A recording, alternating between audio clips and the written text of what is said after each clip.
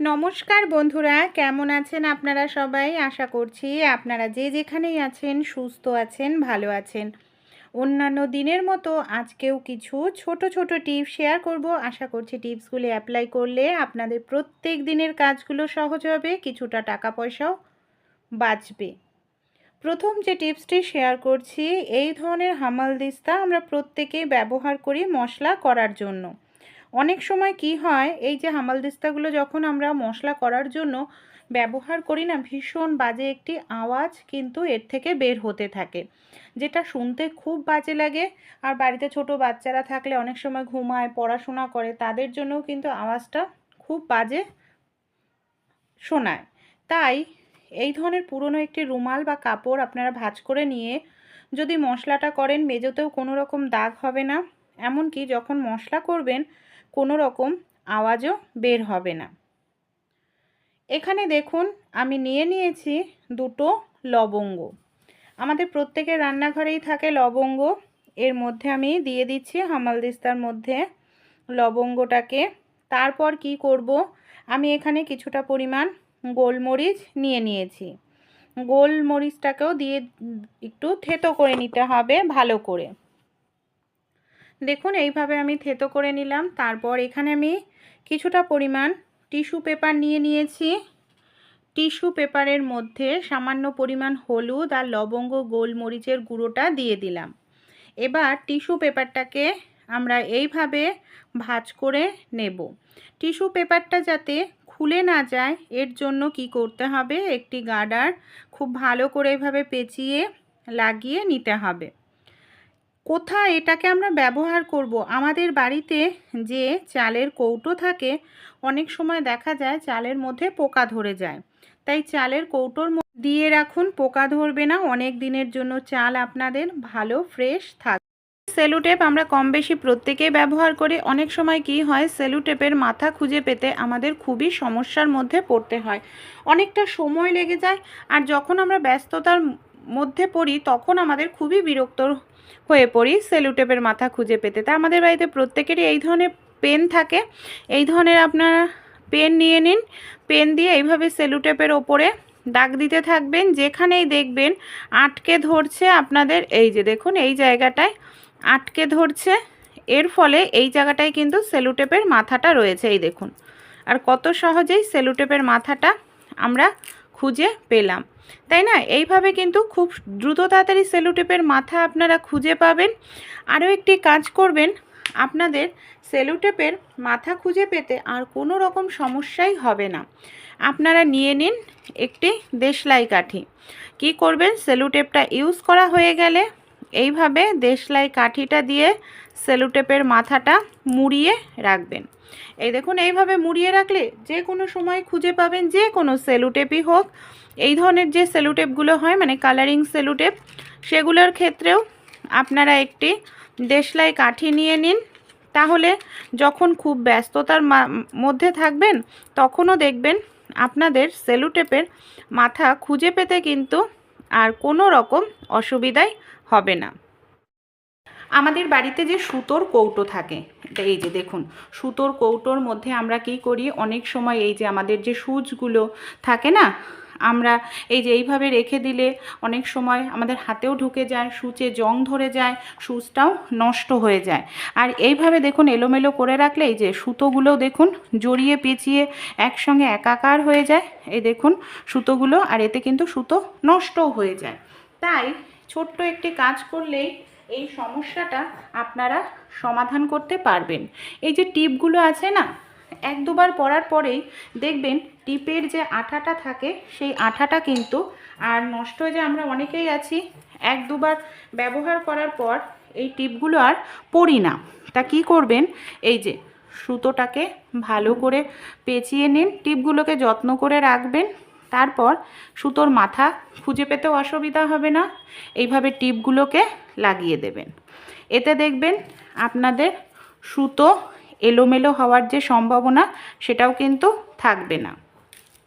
আরও একটি কাজ করবেন, এই যে সূচগুলো আছে না, আমাদের সূচগুলো দেখা যায় হারিয়ে যায়, জং ধরে যায়, আমরা খুঁজে পাই না, সমস্যার মধ্যে পড়তে হয়। আমাদের বাড়িতে যে এই ধরনের শোলা থাকে। আমি এখানে সামান্য একটু শোলা কেটে নিচ্ছি। দেখুন সামান্য একটু কেটে নিলাম। এবার কি করব, এটাকেও এইভাবে কেটে রাউন্ড মতো করে নেব, মানে নিচের দিকটা একটু বড় থাকবে, ওপরের দিকটা সরু।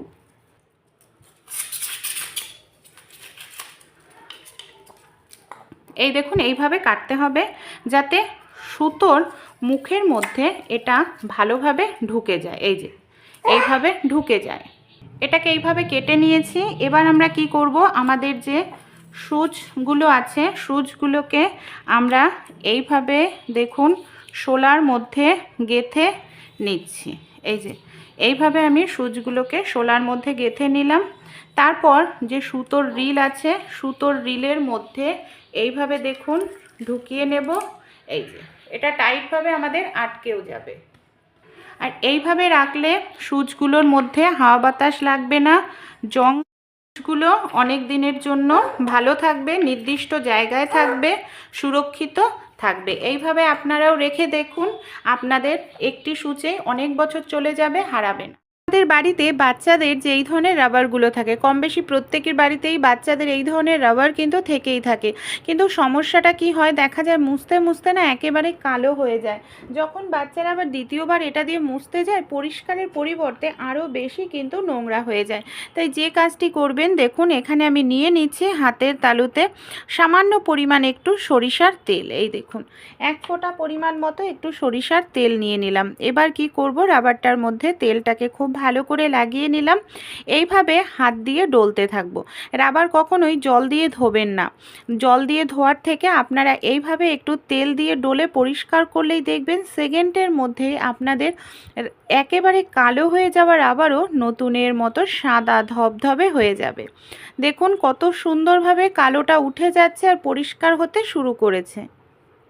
ভালো করে এটাকে আমি কয়েক সেকেন্ড একটু ডলে নিয়েছি। এবার একটি কাপড় দিয়ে আমি আপনাদের মুছে দেখাচ্ছি যে রাবারটি আমাদের একেবারে কালো হয়ে গেছিল। দেখুন কত সুন্দর এই রাবারটাই পরিষ্কার হয়ে গেছে। এবার যদি আমরা এই রাবারটাকে ইউজ করি, খুব সহজেই নোংরা জায়গা মুছে ফেলতে পারবো। আইডিয়াটি ভালো লাগলে ট্রাই করবেন। বাড়িতে যে এই ধরনের বাটিগুলো থাকে, অনেক সময় কি হয়, এই বাটিগুলো একটার সঙ্গে আরেকটি বাড়ি লাগলে ভেঙে যায়, আর একসঙ্গে যদি রাখা হয় একটা না দাগ হয়ে যায়। আর এর ভেতরের যে কাপড়টা থাকে, অনেক সময় যে ফোমটা দেয় সেটা অনেক দিন ধরে ব্যবহার করতে করতে নষ্টও কিন্তু হয়ে যায়। তাই আমরা যখন কোনো কিছু ড্রাই ফ্রুটস বা ফল নিয়ে আসি, এই ধরনের দেখবেন এইগুলো কিন্তু আমরা পেয়েই যাই, তাই না? এই ধরনের নেটগুলো, এগুলো কিন্তু খুব ভালো কাজ দেয়। তাই এটাকে কি করব, টুকরো করে নেব। এইভাবে আপনারা টুকরো করে নিন। টুকরো করে নেওয়ার পর আপনারা কি করবেন, একটির ওপরে একটি এইভাবে রাখতে হবে। একটির ওপরে একটি যদি আপনারা এইভাবে রাখেন, তাহলে দেখবেন কোনোভাবেই আপনাদের নষ্ট হবে না, এমনকি জিনিসগুলো কোনো ভাঙবে না। আপনারা এইভাবে রেখে দেখবেন কোনো দাগও হবে।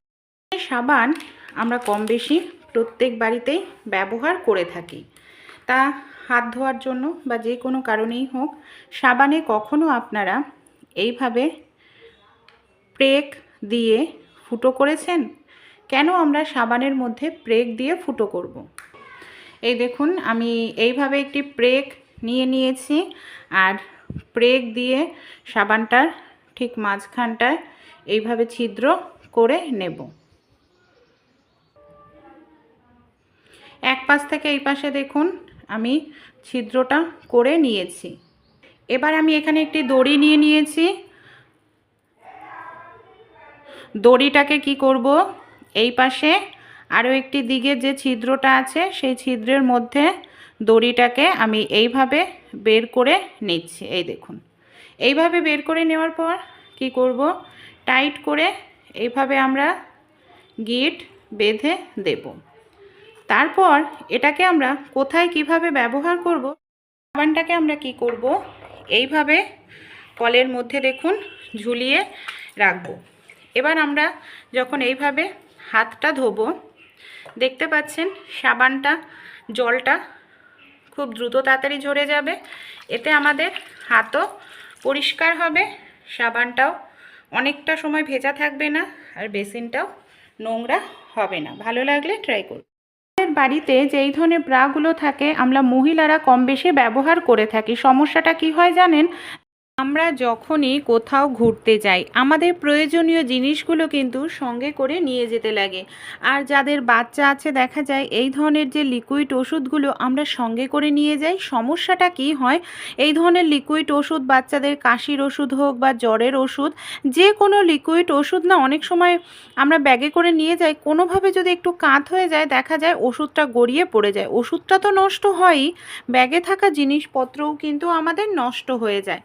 আমাদের বাড়িতে যে এই ধরনের গার্ডার থাকে, এই ধরনের রাবার ব্যান্ড প্রত্যেকের বাড়িতেই কিন্তু থাকে। কি করতে হবে, এই দেখুন সবার প্রথমে আমি ওষুধটাকে খুলে নিচ্ছি। তারপর আমি কি করব, এই যে প্যাচের জায়গাটায় আছে না, প্যাচের জায়গাটায় এইভাবে আমি সরু সরু রাবার ব্যান্ডগুলো লাগিয়ে নিচ্ছি। এইভাবে লাগিয়ে নেওয়ার পর এরপর যদি আমরা ঢাকনাটা আটকাই একেবারে কিন্তু টাইট হয়ে আটকে যাবে, কোনোভাবেই ওষুধ লিক করবে না।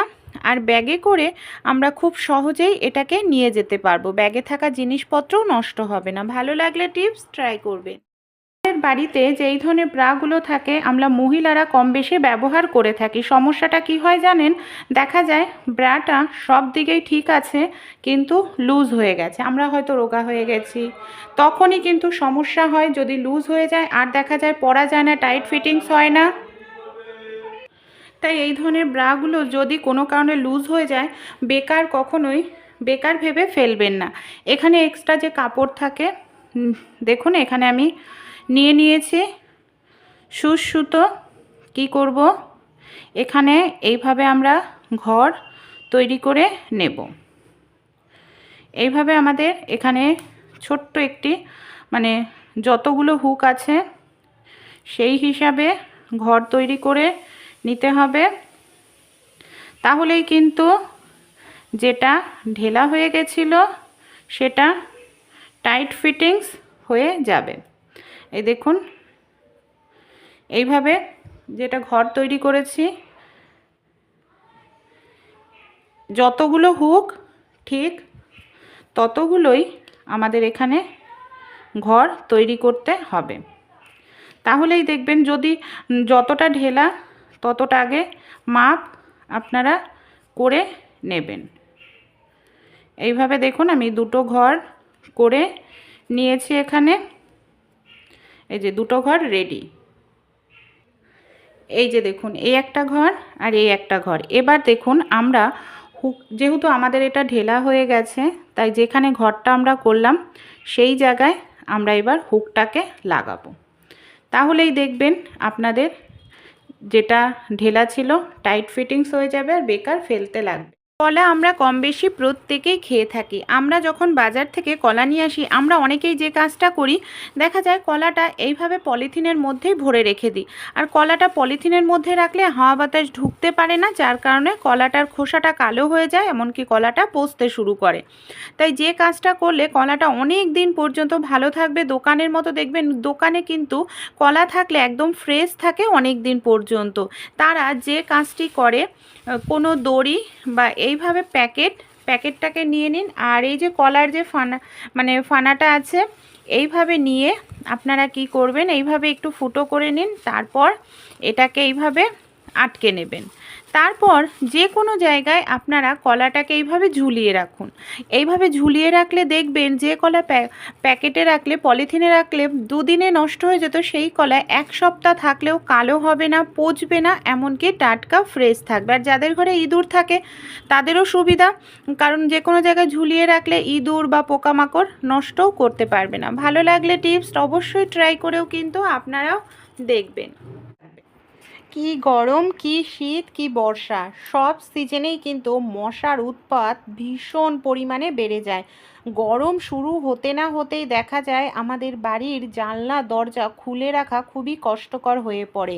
দেখা যায় সন্ধ্যা হলেই ঝাঁকে ঝাঁকে মশা ঢুকে যায়, ছোট বাচ্চা থাকলে তাদেরকে কামড়ায়, এমনকি আমাদের বড়দেরও কামড়ায়। মশার হাত থেকে বাঁচার জন্য নানা রকম কেমিক্যালযুক্ত ধূপকাঠি, কয়েল, তেল ব্যবহার করে থাকি, যেগুলো ব্যবহার করলে ক্যান্সারের মতো রোগ হয়। আর মশা যদি আমরা না তাড়াই, মশার কামড়ে ডেঙ্গুর মতো রোগ হবে। তাই ঘরোয়া উপায় যদি অবলম্বন করি, টাকা পয়সা অত খরচ হবে না, মশাও খুব দ্রুত তাড়াতাড়ি পালিয়ে যাবে, আর আমাদের যে ক্যান্সারের মতো রোগ মশা তাড়ানোর জিনিস ব্যবহার করে হয় সেগুলোও হবে না। চলুন দেখে নিই আজকের এই ঘরোয়া রেমেডি। আশা করছি আপনারাও উপকার পাবেন। বন্ধুরা, হলুদ কিন্তু আমাদের প্রত্যেকেই রান্নাঘরে থাকে, আর আমরা প্রত্যেকের রান্নাতেই ব্যবহার করে থাকি। হলুদের মধ্যে এমন কিছু উপাদান থাকে যেগুলো মশা তাড়াতে ভীষণ সাহায্য করে। হলুদের সঙ্গে আপনারা যদি একটি দুটি জিনিস মিশিয়ে নিতে পারেন, কোনো রকম কেমিক্যালযুক্ত নয়, কেমিক্যাল ছাড়াই প্রাকৃতিক উপায়ে মশা তাড়াতে পারবেন। এখানে আমি নিয়ে নিয়েছি দেখুন লবঙ্গ। আমরা রান্নায় কম বেশি প্রত্যেকেই খেয়ে থাকি লবঙ্গ। লবঙ্গর গন্ধটা কিন্তু ভীষণ স্ট্রং হয়, আর এই যে লবঙ্গও কিন্তু প্রাকৃতিক উপায়ে আমাদের মশা তাড়াতে ভীষণ সাহায্য করে। তাই কিভাবে আমরা এই যে লবঙ্গ, হলুদ আর একটি জিনিস ব্যবহার করে মশা তাড়াতে পারবো বাড়ির থেকে। এখানে যে আমি আর একটি জিনিস নিয়েছি সেটা হলো জোয়ান। জোয়ান আমরা কম বেশি প্রত্যেকেই খেয়ে থাকি গ্যাস অম্বলের জন্য, কিন্তু জোয়ানের গন্ধটার কারণেও কিন্তু বাড়ি থেকে মশা পুরোপুরি চলে যাবে। এখানে একটি পাত্রের মধ্যেও দেখুন জোয়ান নিয়ে নিয়েছে। আপনারা যদি চান মিশ্রণটা একসঙ্গে কিন্তু অনেকটা পরিমাণ তৈরি করে নিতে পারেন, এটা সহজে নষ্ট হয় না। কিভাবে আমরা মশা তাড়ানোর জন্য সব জিনিস ব্যবহার করব চলুন দেখে নিই। এখানে আমি হাফ চামচ পরিমাণ নিয়ে নিলাম হলুদ গুঁড়ো, হাফ চামচ পরিমাণ দেখুন নিয়ে নিচ্ছি এখানে আমি জোয়ান। সেই সঙ্গে এবার আমি কি করব, এই যে লবঙ্গগুলো আছে এখানে আমি বেশ কিছুটা লবঙ্গও নিয়ে নিলাম। এবার এই যে সব উপকরণ খুব ভালো করে আমাদের একটু থেতো করে নিতে হবে। এই যে লবঙ্গ, জোয়ান এগুলো একটু থেতো করে নিলে কি হয়, এর গন্ধটা কিন্তু খুব ভালোভাবে বের হবে। এর জন্য জোয়ান, লবঙ্গ সব উপকরণ ভালো করে আমি একটু থেতো করে নিচ্ছি। এইভাবে খুব সুন্দর করে আপনারা সবার প্রথমে একটু থেতো করে, আমি ইন্ডাকশন ওভেন অন করে দিয়েছি, আপনারা গ্যাসেও নিয়ে নিতে পারেন। কড়াইয়ের মধ্যে এই হলুদ আর আমরা যে জোয়ান আর লবঙ্গটা থেতো করে নিয়েছি এগুলোকে হালকা একটুখানি এইভাবে ভেজে নেব। হালকা করে কিন্তু এইভাবে একটু সব উপকরণ ভেজে নিতে হবে, মানে ভেজে মানে কি হালকা একটু রোস্ট করে নেব। এইভাবে যখন একটু সুন্দর গন্ধ বের হতে শুরু করবে তখন এটাকে আমরা বন্ধ করে দেব। এটাকে কিন্তু পোড়ানো যাবে না, পোড়ালে কিন্তু তাহলে ভালো কাজ দেবে না, মশাও পালাবে না। বন্ধ করে পাত্রের মধ্যে তুলে নিচ্ছি। দেখুন এটাকে আমি হালকা রোস্ট করে নিয়েছি। আপনারা চাইলে বেশি পরিমাণে তৈরি করেও কৌটোর মধ্যে ভরে কিন্তু রেখে দিতে পারেন। কোনো রকম কেমিক্যালযুক্ত জিনিস প্রত্যেক দিন ব্যবহার করতে হবে না মশা তাড়ানোর জন্য। এইভাবে রেখে দেওয়ার পর কি করব, এখানে আমি বেশ কিছুটা তুলো নিয়ে নিয়েছি। তুলোটাকে এইভাবে আমাদের ছড়িয়ে নিতে হবে। তারপর আমরা কি করব, এই যে মিশ্রণটা এটাকে আমি সামান্য পরিমাণ দিয়ে দিলাম, এটাকে আমি রেখে দেব, বাকিটাকে আবার 2-3 দিন ব্যবহার করতে পারবো। তারপর এটাকে এইভাবে আমরা গোল মতো করে সলতে তৈরি করে নেব। গোল করে এরকম একটি সলতে তৈরি করে নিলাম। আমাদের বাড়িতে এই ধরনের অনেক পুরনো স্টিলের পাত্র থাকে, তার মধ্যেও আপনারা এই প্রদীপটাকে মানে এই সলতেটাকে নিয়ে নিতে পারেন, কিংবা এই ধরনের প্রদীপও কিন্তু আপনারা ব্যবহার করতে পারেন। যেটা আপনাদের হাতের কাছে থাকবে সেটাই আপনারা ব্যবহার করবেন। এর মধ্যে এবার আমি সামান্য পরিমাণ একটু তেল দিয়ে দিচ্ছি। তেলটা বেশি দেবেন না, সামান্য পরিমাণেই দেবেন, যাতে ভেতরের মিশ্রণটাও খুব ভালোভাবে পড়ে আর গন্ধটা যাতে খুব ভালোভাবে বের হয়। বাড়িতে যখন মশার উৎপাত ভীষণ বেড়ে যাবে তখন আপনারা যেটা করবেন, এই ধরনের একটি প্রদীপ ধরিয়ে নেবেন। এই দেখুন প্রদীপটা এই ধরনের প্রদীপ আপনারা যদি জ্বালান এটা কিন্তু অনেকটা সময় ধরে জ্বলতে থাকবে বন্ধুরা, মিনিমাম 10-15 মিনিট মতো জ্বলবে। আর এই যে প্রদীপটা জ্বলছে না, প্রদীপের মধ্যে আমরা যে জিনিসগুলো ব্যবহার করেছি সেগুলোও কিন্তু সব ভালোভাবে জ্বলতে শুরু করবে। এর মধ্যে আরও একটি জিনিস আমরা দেব, যার ফলে খুব দ্রুত তাড়াতাড়ি মশা কিন্তু পালিয়ে যেতে সাহায্য করবে। এখানে আমি নিয়েছি কিছুটা পরিমাণ কর্পূর। কি করব, এইভাবে দেখুন কর্পূরটাকেও দিয়ে দিলাম। কর্পূর কিন্তু ঘরের নেগেটিভ এনার্জি দূর করে, পজিটিভ এনার্জি নিয়ে আসতে সাহায্য করে। সেই সঙ্গে কর্পূরের গন্ধও কিন্তু মশারা একেবারেই সহ্য করতে পারে না। এটা আপনারা পুরো ঘর বাড়িতে এইভাবে দেখান, দেখবেন খুব দ্রুত তাড়াতাড়ি মশা পালিয়ে যেতে সাহায্য করবে। আপনাদের বাড়িতে যদি এরকম ছোট বাচ্চা থাকে, দেখা যায় বাচ্চারা ঘুমাচ্ছে, আমরা মশা মারার তেল কয়েল যদি ধরাই সেটা স্বাস্থ্যের জন্য ভীষণ ক্ষতিকর। তাই সেটা যদি না ধরিয়ে আপনারা এরকম একটি প্রদীপ বানিয়ে ঘরের কোনো কোণায় প্রদীপটাকে রেখে দেন, দেখবেন কয়েক মিনিটের মধ্যেই আপনাদের বাড়ির থেকে মশা কিন্তু খুব দ্রুত তাড়াতাড়ি চলে যাবে। বাচ্চাদের পড়ার টেবিলের পাশে আপনারা এইভাবে রেখে দিতে পারেন। আর এটাকে না আপনারা পুরোটাই জ্বালাবেন, পুরোটা জ্বালালেই দেখবেন ধীরে ধীরে জোয়ানের গন্ধ কিংবা আপনাদের লবঙ্গের গন্ধ, হলুদের গন্ধ বের হবে, যেটা মশা তাড়াতে ভীষণ সাহায্য করবে। আপনারা এইভাবে কোনো কোণার মধ্যেও এটাকে জ্বালিয়ে রেখে দিন 10-15 মিনিটের জন্য। বাড়ির থেকে সব মশা ভালোভাবে জ্বলে নিভে যাবে, তারপরেও দেখবেন এরকমভাবে ধোঁয়া বের হচ্ছে, যে ধোঁয়াটাও কিন্তু মশা তাড়াতে ভীষণ সাহায্য করবে। এই দেখুন, আর এই ধোঁয়াটা কিন্তু একটু সময় নয় বন্ধুরা, অনেকটা সময় ধরেই বের হবে। তাই অবশ্যই এই রেমেডিটি একবার ট্রাই করুন। কোনো রকম কেমিক্যাল নয়, প্রাকৃতিক উপায়েই আপনারা মশাকে তাড়িয়ে ফেলতে পারবেন। প্রত্যেকের বাড়িতে কিন্তু সেলাই মেশিন থাকে না, কিন্তু প্রত্যেকের বাড়িতেই কোনো না কোনো কিছু সেলাই করার জন্য আমরা যেটা ব্যবহার করি সেটা হলো এই ধরনের সুচ। আমাদের বাড়িতে দেখা যায় আমরা 5-6টা সুচ কিনে রেখে দিই, কিন্তু সমস্যাটা কি হয়, সুচ আমরা এখানে সেখানে রাখলে দেখা যায় সুচ হারিয়ে যায় বা পড়ে যায়, জং ধরে যায়, নষ্ট হয়ে যায়। আবার আমাদের সেলাই করার জন্য কিছুদিন পর পর সুচ কিনতে লাগে। তাই ছোট্ট একটি কাজ করলেই কিন্তু আর কিছুদিন পর পর আপনাদের সুচ কেনার কোনো রকম ঝামেলাই থাকবে না। এর জন্য ছোট্ট একটি কাজ করতে হবে। আমাদের বাড়িতে যে এই ধরনের পেনগুলো থাকে না, যে ধরনের পেনের যে রিফিল কালি শেষ হয়ে গেছে, রিফিল খোলা যায়, সেই ধরনের পেন নিয়ে নেবেন। এই দেখুন, এই ধরনের পেনের রিফিলটাও খোলা যায় ওপরের অংশটা। এই সুচগুলোকে আমরা যদি এইভাবে পেনের ভেতর ভরে রাখি, তারপর ওপরের দিকটা এইভাবে আটকে নেব, আর এর ক্যাপও থাকে, মানে ওপরের ক্যাপটা লাগিয়ে নিলে সুচগুলো কিন্তু কোনোভাবেই খুলে হারিয়েও যাবে না, পড়বে না, জং ধরবে না। যখন আমাদের প্রয়োজন তখন আমরা কি করব, এই দেখুন এইভাবে পেনের ঢাকনাটা খুলে এই যে সুচগুলোকে আমরা বের করে নিতে পারবো, তাই না? কত সহজেই এটা এইভাবে বের হয়ে যাবে। এমনকি যখন কাজ মিটে যাবে আবার পেনের ভেতর রেখে ঢাকনাটা আটকে দেব, একটি সুচ অনেক বছর ব্যবহার করতে পারবো। কড়াইতে আমরা কম বেশি প্রত্যেকেই কিন্তু রান্না করে থাকি। অনেক সময় দেখা যায় কড়াইতে কোনো কিছু ভাজাভাজি বা কোনো কিছু রান্না করলে অনেকটাই তেল চুইয়ে পড়ে কড়াইয়ের তলাটা পুড়ে যায়, এমনকি পরিষ্কার করতে আমাদের অনেকটা সময় লাগে, অনেকটা সময় ধরে ঘষতে লাগে। তাই ছোট্ট একটি কাজ করবেন, একটি বাটিতে জল নিয়ে নিন বা কড়াইটাকে মানে নিচের দিকটা ভালো করে ভিজিয়ে নিন। বাসন মাজার যে সাবান আছে সেই সাবানটাকে কড়াইয়ের পেছন দিকটায় এইভাবে খুব ভালো করে লাগিয়ে দিন। এইভাবে সাবান লাগালে কি হবে দেখবেন, সাবানের একটি লেয়ার কিন্তু কড়াইয়ের পেছন দিকটা থাকবে। এতে যে আপনাদের অনেকটা সাবান খরচ হবে তা নয়, নামমাত্র সাবানেই দেখবেন পুরোটা কড়াই কভার হয়ে যাবে। এইভাবে দেখুন কড়াইয়ের পেছন দিকটা সাবান লাগিয়ে নিয়েছি। এবার আমি গ্যাসটা অন করে নিয়েছি।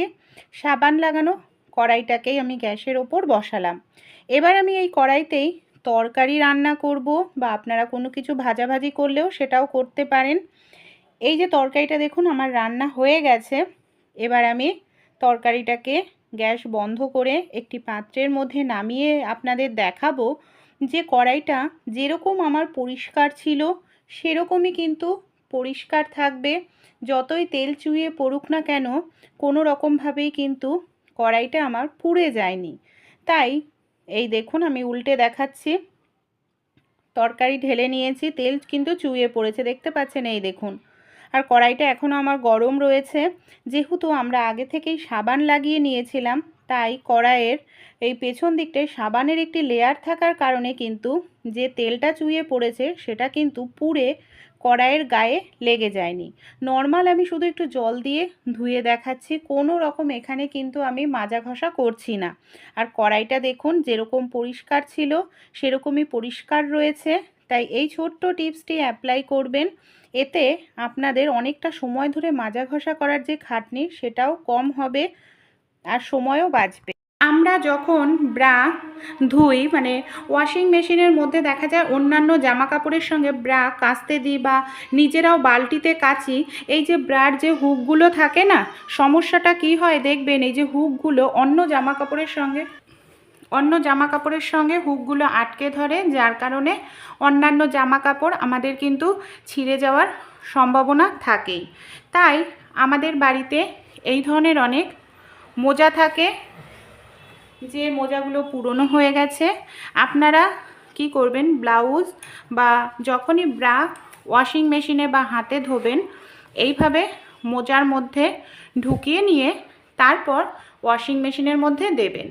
তাহলে দেখবেন গিট দেওয়ার প্রয়োজন নেই, কারণ মোজা থেকে ব্রাগুলো বের হবে না, মোজাটাও ভেতরে ব্রাগুলো কাঁচা হয়ে যাবে, জামা কাপড়ে ছিঁড়বে। এই যে যখন আমরা ওয়াশিং মেশিনের মধ্যে জামা কাপড় কাচতে দেব, তার সঙ্গে দেখুন আমি ব্রাটাও দিয়ে দিচ্ছি, কাঁচাও হবে কিন্তু অন্যান্য জামা কাপড় কোনোভাবেই ছিঁড়বে না। আমাদের অনেকের বাড়িতেই সেলাই মেশিন কিন্তু থাকে না, আর সেলাই মেশিন না থাকলে যদি জামা কাপড় ছিঁড়ে যায় বা সেলাই খুলে যায়, তখন দেখা যায় আমাদের হাতের কাছে যে হাত সুচ থাকে, এই যে সুচ দিয়েই আমরা সেলাই করে থাকি। অনেক সময় ছোট্ট যে সুচ থাকে না, সুতো পরাতে অসুবিধা হয়, তাই এই ধরনের জামা কাপড়ের ক্লিপ আমাদের কিন্তু প্রত্যেকের বাড়িতেই কম বেশি থাকে। সুতো পরাতে কি অসুবিধা হচ্ছে, কিংবা ছোট সূচে অনেক সময় আমাদের বাড়িতে যারা বয়স্করা থাকে সুতো পরাতে অসুবিধা হয়, এরকম সমস্যা আমাদের অনেকের ক্ষেত্রেই কিন্তু দেখা দেয়, যে অনেকটা সময় লাগছে, বিরক্তও বোধ হচ্ছি। তাই আমাদের বাড়িতে যে এই ধরনের তামার তার থাকে না, যে কারেন্টের তার থাকে, তার ভেতর থেকে এখানে দেখুন তামার আমি একটি তার নিয়ে নিচ্ছি। আর তামার তারগুলো একদম সরু হয় আর এটা মজবুত হয়, অনেক দিন টেকসই হয়। এবার তামার তার এইভাবে আমাদের ইউ মতো করে ভাঁজ করে নিতে হবে। দেখুন ইউ মতো করে আমি এখানে ভাঁজ করে নিচ্ছি। এবার কি করব, আমাদের বাড়িতে তো এই ধরনের জামা কাপড়ের পুরনো ক্লিপ থেকেই থাকে না। এই দেখুন জামা কাপড়ের পুরনো ক্লিপটা ভেঙে গেছে, এটা বেকার হয়ে গেছে, কোনো কাজে আমরা ব্যবহার করতে পারবো না। আর এই দেখুন এইভাবে ধরলেই না ভেঙে যাচ্ছে, দেখতে পাচ্ছেন টুকরো হয়ে যাচ্ছে। তাই এই ধরনের ক্লিপ বা আপনারা ভালো ক্লিপও নিতে পারেন। তামার তারটাকে কি করলাম, এই দেখুন ক্লিপের মাঝখানটায় ঠিক এইভাবে আমি নিয়ে নিয়েছি। এই দেখুন এবার আমি নিয়ে নিচ্ছি, আমাদের বাড়িতে যে সেলো টেপ থাকে না, সেই সেলো টেপ নিয়ে নিতে হবে। সেলো টেপ নেওয়ার পর তামার তারটাকে আমাদের খুব ভালো করে লাগাতে হবে, খুব ভালো করে। এইভাবে দেখুন আমি ক্লিপের সঙ্গে তামার তারটাকে এখানে লাগিয়ে নিলাম। অসাধারণ একটি জিনিস কিন্তু আমাদের তৈরি হয়ে গেল। এটা রোজ রোজ আপনাদের তৈরি করতে হবে না, একদিন তৈরি করে রাখলেই এটার সাহায্যে আপনারা যখনই সূচে সুতো পরাবেন ব্যবহার করবেন। যদি আপনাদের ছোট সূচ হয় তাহলে কি করবেন, তামার তারের এই মুখটাকে এইভাবে আপনারা সরু করে নিন। তারপর সরু করার পর এই দেখুন সবার প্রথমে সূচটাকে আমাদের তামার তারের মধ্যে ঢোকাতে হবে, এই যে যেটা আমি ঢুকিয়ে নিলাম। এবার আমরা কি করব, যে সুতোটা পরাতে চাই, যে কোনো সুতো আমরা পরাতে চাই, সেই সুতোটাকে এই যে তামার তার রয়েছে, এই দেখুন তামার তারের মাঝখানটায় ছিদ্রটা কিন্তু এটা বড়, সূচের থেকেও বড় ছিদ্র, তার মধ্যে সুতোটাকে ঢুকিয়ে এবার আমরা তামার তারটাকে বের করে নেব, মানে তামার তার থেকে সূচটাকে বের করে নিলাম। আর দেখুন আমাদের ছোট্ট সূচে সুতো পরানো হয়ে গেল। ভালো লাগলে অবশ্যই ছোট্ট টিপসটি ট্রাই করে দেখবেন। আশা করছি যাদের চোখের সমস্যা তারা কিন্তু উপকার পাবেন। আর সূচে সুতো পরাতে অসুবিধা হবে না। বড় সূচ বা ছোট সূচ যে কোনো সূচই পরাতে পারবেন। যদি ছোট সূচ হয় মাথাটাকে একদম আপনারা ছোট্ট করে নেবেন, তাহলেই দেখবেন ছোট সূচের মধ্যে খুব সহজেই সুতো